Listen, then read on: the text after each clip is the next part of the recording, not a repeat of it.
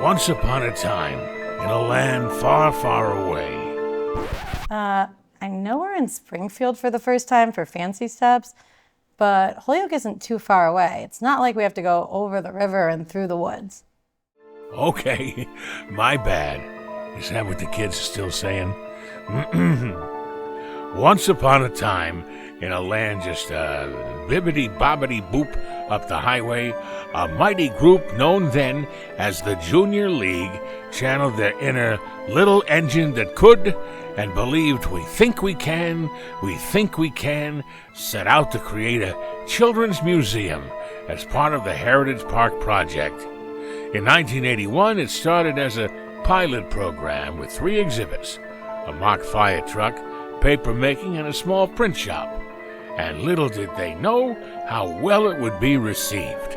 And with that, the adventure continued, first on High Street, then at the old Springdale School, and finally, with a whoosh and a swish, in summer of '87, the Children's Museum at Holyoke opened at the current location on Dwight Street.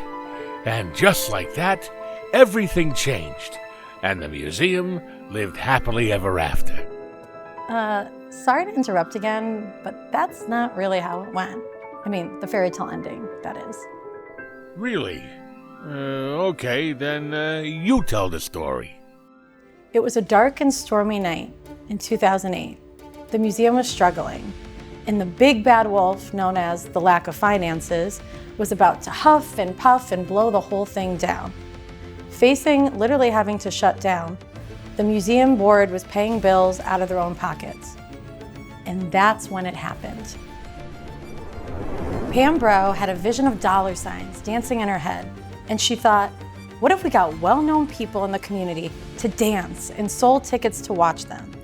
The board laughed and laughed and thought she'd gone mad. But like any good leader, she said, we must go to infinity and beyond to do what's needed to save our beloved museum. And just when they thought it was all over, the board said, okay, let's just keep swimming. And as the sun began to set, Fancy Steps was born. Oh, cool. So then the museum lived happily ever after. Well, not exactly. Kathy, you want to just take it from here? Sure. So what do you do when you get a call from the Children's Museum asking you if you want to dance or see the doors closed for good? Let me tell you, the places you will go and the things you'll do. I did some disco dancing, and there were other people from the community that also danced in City Hall Ballroom. Absolutely beautiful.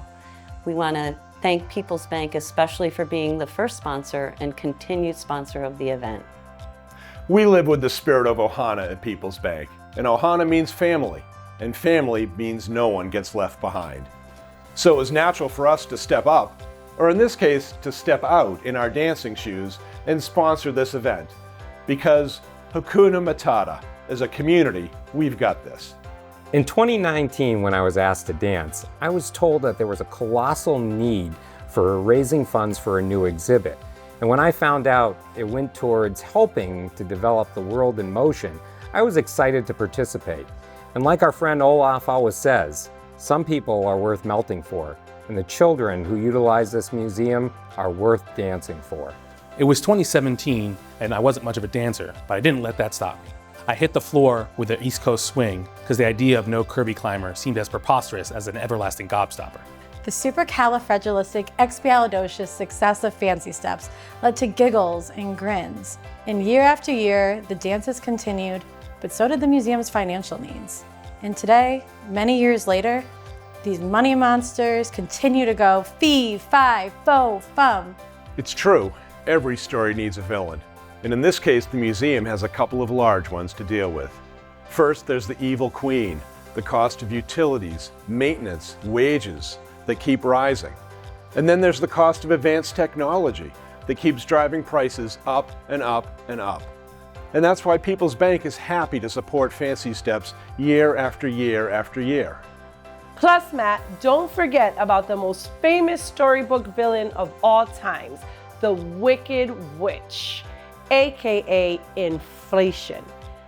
Did you know that with the cost of new materials, new safety regulations, and the demand for high-tech products, that prices have gone bonkers?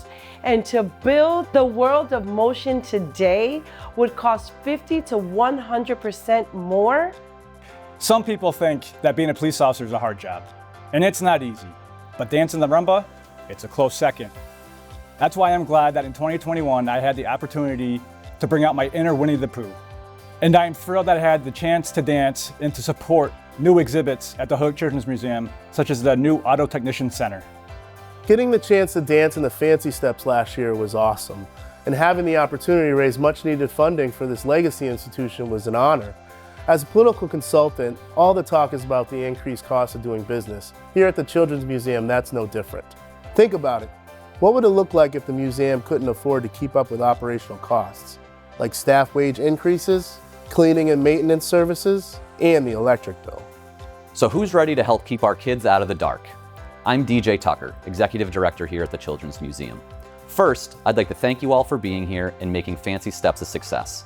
The funds raised will go directly to helping support our mission of providing hands-on exhibits and educational programming for the kids in our community. A special thank you to our crown jewel presenting sponsors, People's Bank, who you've already heard from, and also Andy Whitcomb from the Richard and Barbara Whitcomb Foundation, who provided the money needed to refresh our public safety exhibit, which will be finished by the time you see this. We have a lot of exciting plans for the future of our museum, including multiple new exhibits, a new art studio, and an accompanying art gallery. My team and I look forward to continuing to serve our community by fostering a love of learning, play, and creation for children and their adults. So our ask is simple. Please continue to help support our museum, whether by participating in our silent auction, making recurring donations, or buying tickets to our events and programs. And remember, it's for the kids.